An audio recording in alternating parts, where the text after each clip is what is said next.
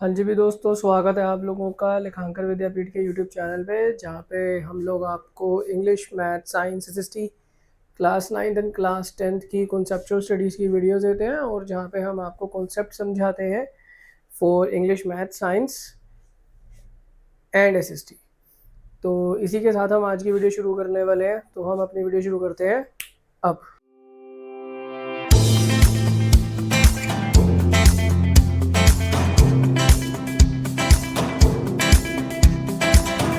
मेरा नाम रॉबिन है।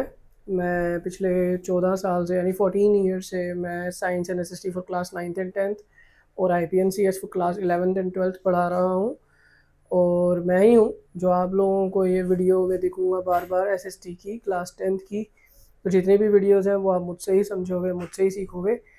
और मैं ही हूँ जो आप लोगों की वीडियोज़ के कमेंट्स को, जब आप कमेंट करोगे कोई भी डाउट, तो मैं ही उन कमेंट पे रिप्लाई करूँगा आप लोगों को। तो आज की वीडियो शुरू करें। तो हमने पिछली क्लास में जो पढ़ा था, या पिछली वीडियो में जहाँ तक पढ़ा था, तब तक हमने सेकेंडरी सेक्टर, प्राइमरी सेक्टर और टर्शियरी सेक्टर, इन तीनों के बारे में पढ़ लिया था। हमने ये पढ़ लिया था कि तीनों सेक्टर आपस में इंटरलिंक्ड कैसे हैं, और मैंने आपको तीनों सेक्टर को कंपेयर करके भी दिखा दिया था कि तीनों सेक्टर्स को कंपेयर जब हम करते हैं कि कैसे इन तीनों सेक्टर्स को कंपेयर करा जाता है, क्यों करा जाता है, और ये कैसे इंटरलिंक्ड हो जाते हैं। इसके बाद मैंने आपको ये भी बताया था कि हम अलग अलग गुड्स एंड सर्विसेज जो हमारी टोटल प्रोडक्शन होती है हर सेक्टर में, उसको टोटल कैसे करते हैं, जिसका आंसर है जीडीपी। मैंने आपको अच्छे से बताया था कि ग्रॉस डोमेस्टिक प्रोडक्ट में सिर्फ एक फिनिश्ड गुड एंड सर्विसेज ही क्यों आती हैं, और क्यों इसके अंदर हम प्राइमरी सेकेंडरी के जो रॉ मटेरियल्स हैं या जो मैन्युफैक्चर्ड गुड्स हैं उसको क्यों नहीं लेते हैं। हम एकदम फिनिश्ड गुड्स यानी जो एकदम कंप्लीट होते हैं, जो तीनों प्रोसेस से निकल चुके होते हैं, उनको ही हम इंक्लूड इसमें क्यों कर रहे हैं। तो ये मैंने आपको लास्ट क्लास में बताया था, यार ना, मैंने वो बिस्किट वाला एग्जांपल दिया था जिसमें मैंने आपको समझाया था कि बिस्किट के अंदर ऑलरेडी वीट का और फ्लावर का, इन दोनों चीज़ों का पैसा, वीट यानी रॉ मटेरियल और फ्लावर यानी सेकेंडरी, तो इन दोनों का पैसा ऑलरेडी इंक्लूडेड है। तो अगर मैं बिस्किट के साथ वीट और फ्लावर का पैसा इंक्लूड करवाऊंगा तो उससे क्या होगा, उससे वो चीज़ें दोबारा से कैलकुलेटेड होंगी। टू अवॉइड डबल कैलकुलेशन, हम लोग, या डबल टोटलिंग को अवॉइड करने के लिए हम लोग क्या करते हैं, हम सिर्फ और सिर्फ फिनिश्ड गुड्स का ही लेते हैं। पर कौन से फिनिश्ड गुड्स? वो फिनिश्ड गुड्स जो हमारी डोमेस्टिक या physical boundary of a country के अंदर होते हैं। फॉर एग्जाम्पल, अब जैसे इंडिया है, इंडिया की फिजिकल बाउंड्री अगर हम नॉर्थ साइड चले जाएं तो पाकिस्तान के साथ लगती है। अगर हम वेस्ट साइड चले जाएं तो वो बांग्लादेश के साथ लगती है, नेपाल के साथ लगती है, और साउथ में चले जाएं तो श्रीलंका के साथ लगती है, इंक्लूडिंग सी बॉर्डर्स। जो हमारे सी बॉर्डर्स हैं वो भी फिजिकल बाउंड्री के अंदर आते हैं। तो इन सब बाउंड्री के अंदर जितने भी गुड्स को प्रोड्यूस करते हैं, जितने भी सर्विसेज को प्रोड्यूस करते हैं, वो सारा का सारा हम लोग जीडीपी में इंक्लूड करते हैं। तो मैंने आपको लास्ट क्लास में ये भी पूछा था कि आपके हिसाब से प्राइमरी, सेकेंडरी एंड टर्शरी तीनों में से कौन सा सेक्टर है जो सबसे ज़्यादा बूम कर रहा है। तो राइट नाउ मैं आपको बता देता हूँ, सबसे ज़्यादा बूमिंग सेक्टर जिसमें सबसे ज़्यादा ग्रोथ है वो सेक्टर है आप लोगों का सर्विस सेक्टर, जो बहुत तेज़ी से आगे बढ़ रहा है। अब एक्चुअल में हो क्या रहा है कि एक टाइम था जब हम आज़ाद हुए थे ना, तो आज़ादी के टाइम पे क्या हुआ था कि हमारी मैन पावर बहुत कम थी। तो हमारी गवर्नमेंट ने क्या करा था, हमारी गवर्नमेंट ने इंट्रोड्यूस करा था कि भैया अब हमें, और फोर्स करा गया था कि हमें ज़्यादा लेबर फोर्स चाहिए, ज़्यादा मैन पावर चाहिए, ताकि हम लोग कृषि की तरफ जा सकें, फार्मिंग की तरफ जा सकें। जब ऐसा हुआ था तो एक्चुअल में उस टाइम पे India was the biggest importer of wheat, rice and all the pulses. और ऑब्वियस ही बात है, बीइंग इंडिया के पास इतना बड़ा लैंड है, इतनी ज़्यादा मैन पावर थी, तो हम इम्पोर्टर कैसे बन सकते थे। तो उस टाइम की जो सरकार थी, जो कांग्रेस सरकार थी उस टाइम पे, तो पंडित जवाहरलाल नेहरू और उनकी टीम ने कृषि कानून लेकर आए थे और कृषि रेवोल्यूशन लेकर आए थे। कृषि रेवोल्यूशन यानी ग्रीन रेवोल्यूशन, मल्टीपल रेवोल्यूशन आए थे जिन्होंने फार्मिंग के अंदर चीज़ों को डाइवर्सिफाई करा था, जिसमें सबसे ज़्यादा बड़ा और इम्पॉर्टेंट रेवोल्यूशन जो था वो था ग्रीन रेवोल्यूशन। हालांकि बहुत रेवोल्यूशन आए थे, ग्रीन रेवोल्यूशन भी था, वाइट रेवोल्यूशन भी था, येलो रेवोल्यूशन भी था, ब्लू रेवोल्यूशन, अलग अलग रेवोल्यूशन थे। ब्लू रेवोल्यूशन जो था वो एक्वेरियस प्लांट के लिए, एक्वेरियस एनिमल्स के लिए था, मतलब फिशेस के लिए और फिशरीज़ के लिए, वाइट रेवोल्यूशन मिल्क के लिए था, येलो रेवोल्यूशन पल्सेस के लिए था, और ग्रीन रेवोल्यूशन जो था ग्रीन फॉडर क्रॉप्स के लिए था, जिसमें राइस, व्हीट एंड जावर यानी बाजरा भी आता है। तो क्या हुआ कि उस टाइम पे हमारे को इंटरनली हमारे लोगों को ऐसा कहा गया, बहुत ज़्यादा स्कीम्स लगाई गई जिससे कि हम लोग बहुत ज़्यादा अच्छे तरीके से फार्मिंग कर पाए।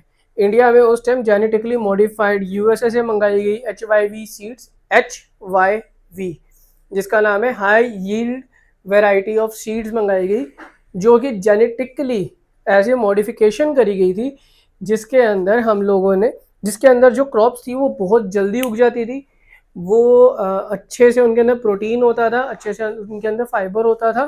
तो हम लोगों ने उस टाइम पे, हमारी गवर्नमेंट ने ना हमें फॉडर क्रॉप्स को प्रोड्यूस करने में बहुत ज़्यादा फोर्स करा था। तो एक्चुअल में जो हम HYV सीड्स का इस्तेमाल कर रहे थे ना, वो ज़्यादा प्रोटीन था, ज़्यादा न्यूट्रिएंट था, उनको जेनेटिकली मॉडिफाई करा गया था। पर जेनेटिकली मॉडिफिकेशन की वजह से ना उनके तो कुछ खामियां थी। पहली बात, उनको कीड़ा बहुत जल्दी लग जाता था, यानी पेस्ट बहुत जल्दी लगते थे। उनको बहुत ज़्यादा फर्टिलाइजर्स और मैन्योर्स की ज़रूरत थी। उनको नाइट्रोजन की बहुत ज़्यादा, अब आपको शायद ये मैं बता देता हूँ, वैसे क्लास 9th 8th 7th में भी ये बात बताई जाती है कि प्लांट्स और क्रॉप्स को उगने में नाइट्रोजन का बहुत तगड़ा या बहुत ज़्यादा इंपॉर्टेंट वाइटल रोल होता है।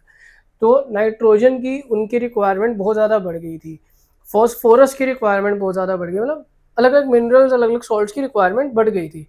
तो उस वजह से फार्मर्स को क्या हो रहा था, फार्मर्स को फर्टिलाइजर्स और मिनरल्स जो थे वो बाहर से खरीदने पड़ रहे थे, जिनको मैन्योर्स, फर्टिलाइजर्स कहे जाते हैं।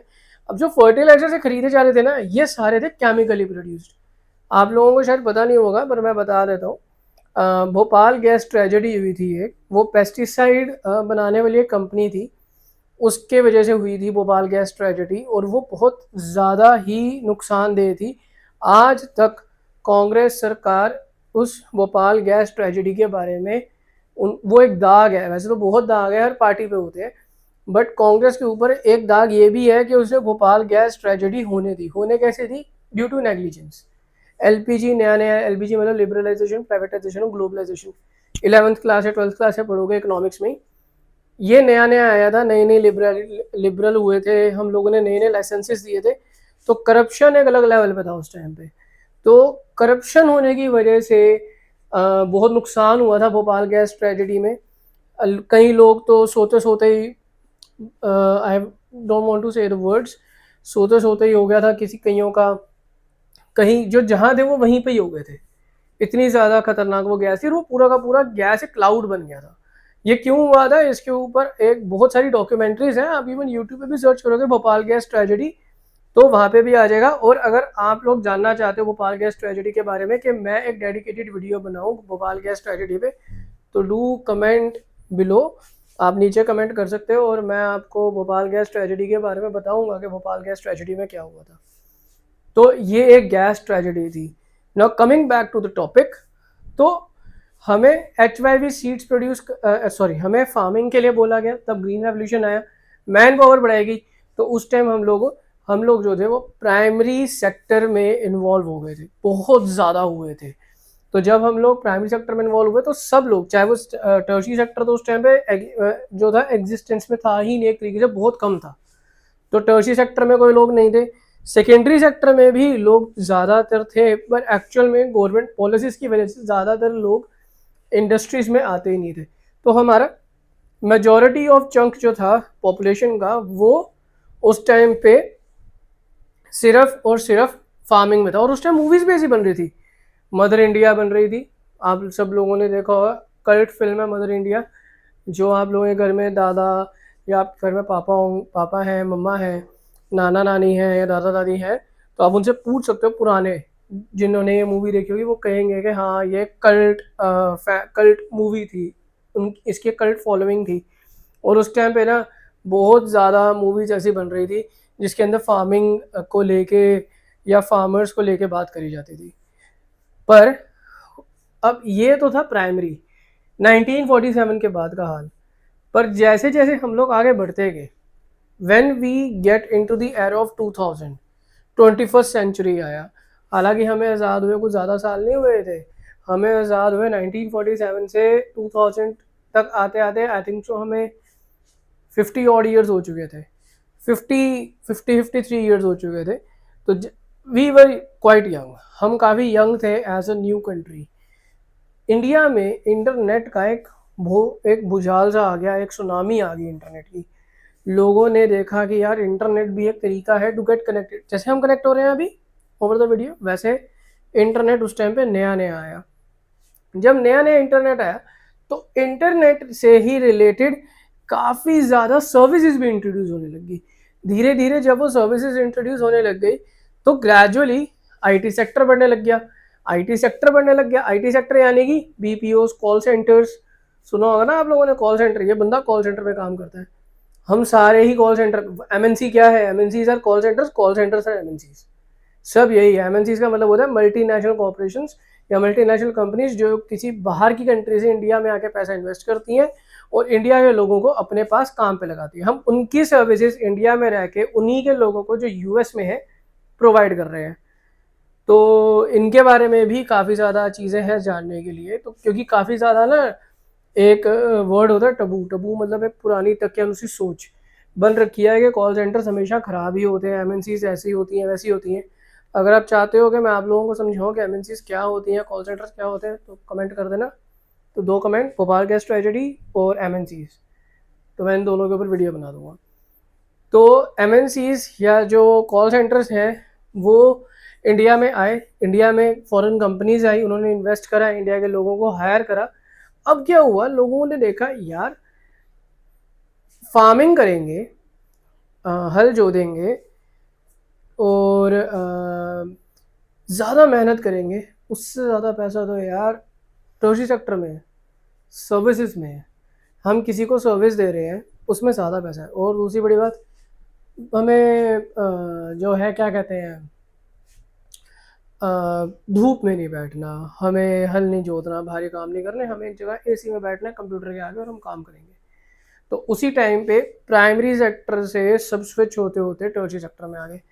तो भैया बीच में जो सेकेंडरी सेक्टर था उसका क्या, सिमिलर। लोग प्राइमरी और सेकेंडरी दोनों से स्विच होते होते टर्शियरी सेक्टर में आते गए। तो ये ग्रेजुअल स्विच हुआ। तो आज के टाइम पे सबसे ज़्यादा बूमिंग जो एक सेक्टर है पैसे को लेके, अपॉर्चुनिटीज़ को लेके, वो टर्शियरी सेक्टर है। और आज से पहले 2010 से पहले जो सेक्टर था that was primary sector. I think so कि मैंने आप लोगों को ये पॉइंट क्लियर करा होगा। अब हम आगे बढ़ते हैं। तो टर्शियरी सेक्टर जो है वो एमर्ज हो चुका है as the largest producing sector in India. क्यों? क्योंकि गवर्नमेंट ने भी हॉस्पिटल डेवलप करे हैं, स्कूल्स डेवलप करे हैं, कोर्ट डेवलप करे हैं, बैंक्स डेवलप करे हैं, पुलिस, आर्मी एटसेट्रा सबको डेवलप करा है, जो बेसिक नीड्स है कंट्री की और पार्ट है टर्शियरी सेक्टर का।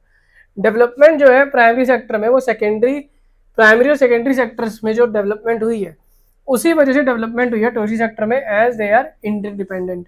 और जो राइज हुआ इनकम लेवल का लोगों की, वो इंक्रीज हुआ है क्योंकि डिमांड फॉर ईटिंग आउट, मतलब सर्विसेज की डिमांड बढ़ गई है यार। एक बात बताओ, आप आज से पहले आप अपने पापा या अपने दादा को जब बात करते सुनते होंगे तो आपके दादा क्या कहते होंगे, यार हमारे ज़माने में तो ये चीज़ें थी ही नहीं, हम लोग सिंगल स्क्रीन पे जाते थे। सिंगल स्क्रीन सिनेमा मतलब जहाँ पे सिर्फ एक ही स्क्रीन होती है और एक ही पिक्चर एक टाइम पे लगती है।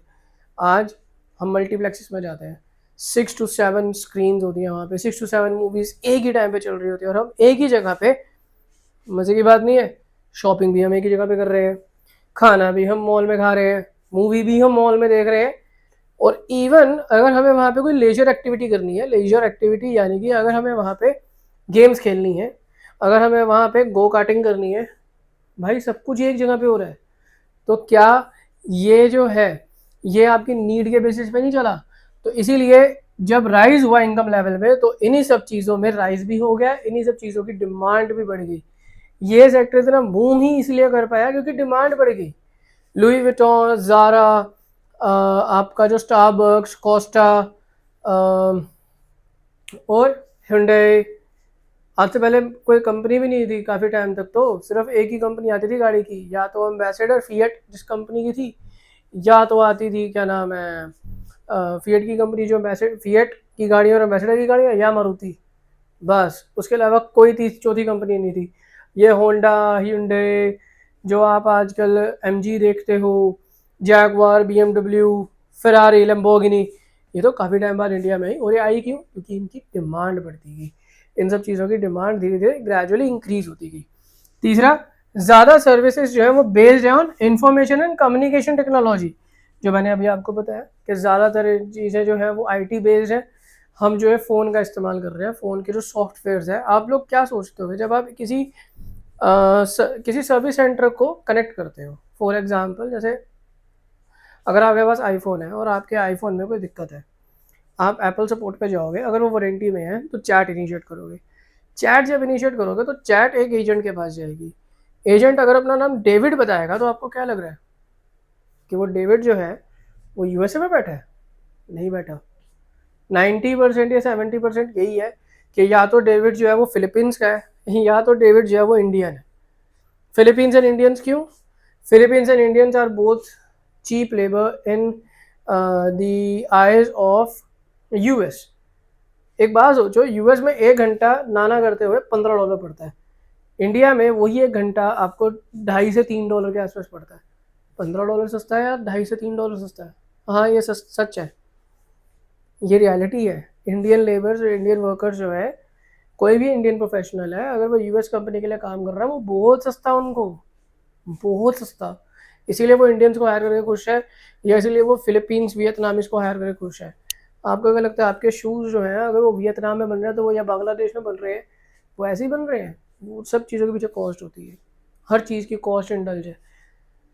खैर, हम उस चीज़ में नहीं जाते, पर मैं आपको बता रहा हूँ। तो नई सर्विसेज जो हैं वो इंफॉर्मेशन और कम्युनिकेशन टेक्नोलॉजी पे बेस्ड है, ठीक है। और ये ज़्यादा एसेंशियल बन चुका है और इम्पॉर्टेंट बन चुका है। ये सर्विसेज बहुत तेज़ी से ग्रो कर रही हैं, ये तो मैं आपको बता ही चुका हूँ कि हम कितनी तेज़ी से ग्रो कर रही हैं। आज नोएडा, गुड़गांव, बेंगलोर, हैदराबाद, मुंबई IT पार्क्स में से एक है। इंडिया नेक्स्ट IT हब बन रहा है धीरे धीरे, क्योंकि हम इतने ज़्यादा सर्विस प्रोवाइडिंग कर रहे हैं। हम लोग सेमीकंडक्टर्स बनाने की बात कर रहे हैं, हालांकि हम वो लेट है, but still we are trying to make our own semiconductors, ताकि हम लोग मोबाइल्स की, कम्युनिकेशन टेक्नोलॉजी की अपने ही कंट्री में मैन्युफैक्चरिंग कर सकें। बाहर से कोई फ़ोन ला के उसको रीब्रांड करके ना बेचें, खुद से मैन्युफैक्चर कर सकें। तो ये सारा काम हम कब करेंगे? जब हम IT में आगे बढ़ेंगे, ठीक है। तो आई होप सो कि आप लोगों को जितना मैंने अभी तक समझाया वो क्लियर हो गया होगा। थोड़ी सी बीच में एडिशनल इन्फॉर्मेशन भी थी जो मेरे को लगता है कि बहुत ज़रूरी थी। अगर आप लोगों को ये वीडियो पसंद आया हो, अगर आपको ये वीडियो समझ में आया हो, तो नीचे कमेंट कर देना, इस वीडियो को लाइक करना और दबा के शेयर करो। और अगर आप लोगों को 2 टॉपिक हैं, भोपाल गैस ट्रेजेडी या और MNCs, अगर आपको इन दोनों के ऊपर एक्सप्लेन्ड वीडियो चाहिए तो मुझे नीचे कमेंट कर देना। अगर ज़्यादा से ज़्यादा कमेंट आएंगे तो मैं भोपाल गैस ट्रेजेडी और MNC पे एक वीडियो शूट कर लूँगा और आपको एक्सप्लेन कर लूँगा दैट हाउ MNCs वर्क या what was the Bhopal gas tragedy. जिस पर ज़्यादा कमेंट होंगे उसी की वीडियो बनेगी, ठीक है। तो इसके कमेंट करने हैं आप लोगों ने। आई होप सो कि आप लोगों को ये वीडियो देख के मज़ा आया होगा, समझ आई होगी जो भी मैंने समझाया। अगर आपको समझ आया है, वीडियो अच्छी लगी है, तो please like, comment and share. और वो नीचे लाल कलर का बटन है जिस पे बड़ा बड़ा सब्सक्राइब लिखा है और नीचे एक घंटी भी बनी हुई है उसके साथ, तो डायनामाइट मार दो उठा के उस पर और उसको कर दो सब्सक्राइब, ठीक है। तो इसी के साथ मैं आप लोगों से टाटा बाय बाय अलविदा लेता हूँ। अब मिलूँगा मैं आपसे नेक्स्ट वीडियो में।